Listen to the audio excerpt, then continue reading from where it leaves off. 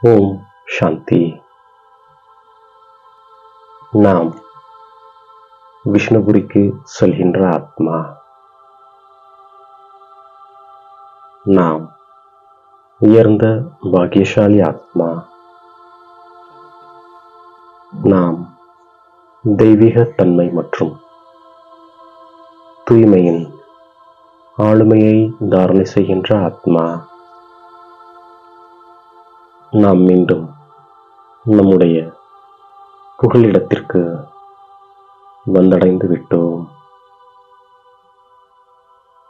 நாம் தந்தையின் மூலம் படைப்பவர் மற்றும் படைப்புகளை பற்றி அறிந்து கொண்டதால் மகிழ்ச்சியில் மெய்சிலிர்த்து போகின்றோம். தந்தை இந்த நேரம் நம்மை அலங்கரித்துக் கொண்டிருக்கின்றார்.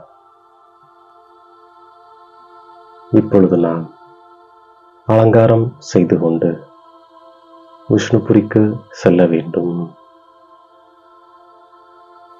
இந்த ஞானத்தின் மூலம் நாம் அலங்கரிக்கப்பட்டு உலகிற்கு மகாராஜா மகாராணியாக ஆகின்றோம். இப்பொழுது நாம் சங்கமிகத்தில் இருக்கின்றோம். தந்தை ஆசிரியராகி தாய் வீட்டிலிருந்து மாமியார் வீட்டிற்கு அழைத்து செல்வதற்காக நமக்கு கற்பித்துக் கொண்டிருக்கின்றார். அரை கல்பமாக எந்த நாயகனை நாம் நினைவு செய்தோமோ கடைசியில் அவரை அடைந்து விட்டோம். நாம் நாயகிகள். இறைவன் நாயகனாக இருக்கின்றார். நாம் சுகத்தை நினைவு செய்து மெய்சிலிர்த்து போகின்றோம்.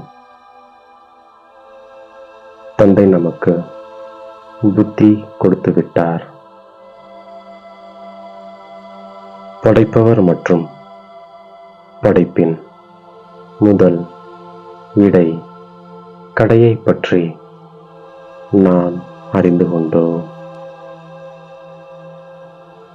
நாம் இப்போது உயர்ந்தவரிலும் உயர்ந்த தந்தையின் குழந்தைகளாக ஆகியிருக்கின்றோம். ஆகையால் நாம் உயர்ந்தவர்களாக ஆகின்றோம். தந்தை நமக்கு தந்தையாகவும் ஆசிரியராகவும் இருக்கின்றார். நாம் மீண்டும் எல்லையற்ற ஆஸ்தி அடைந்து கொண்டிருக்கின்றோம். இவர் எல்லையற்ற தந்தை. தந்தைகளுக்கெல்லாம் தந்தையாகவும் பதிகளுக்கெல்லாம் பதியாகவும் இருக்கின்றார். நாம் உலகிற்கு எஜமானர்களாக ஆவதற்காகவே இங்கு வந்திருக்கின்றோம்.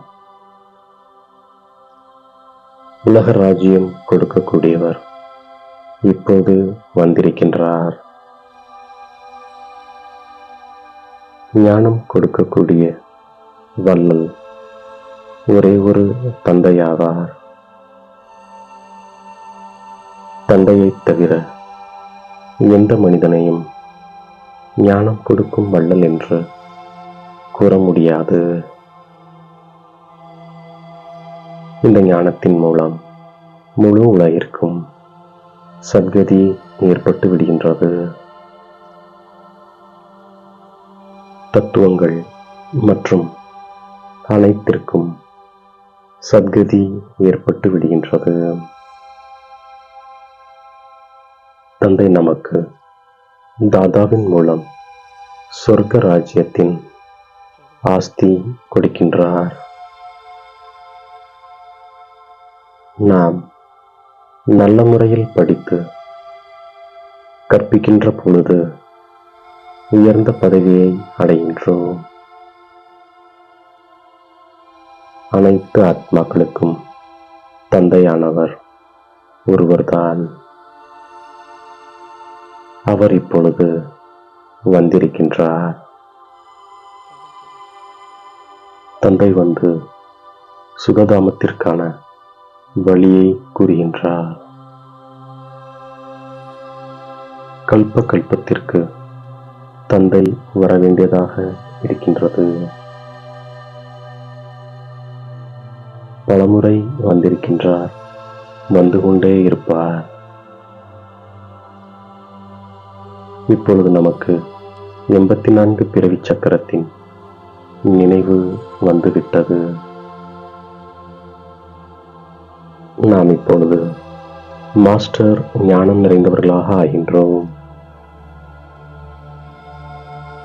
ஒரே ஒரு தந்தைதான் கற்பித்து, ஒரே ஒரு தந்தைதான் குழந்தைகளுக்கு கற்பித்து உலகிற்கு எஜமானர்களாக ஆக்குகின்றார். ஆனால் சுயம் தான் ஆவது கிடையாது.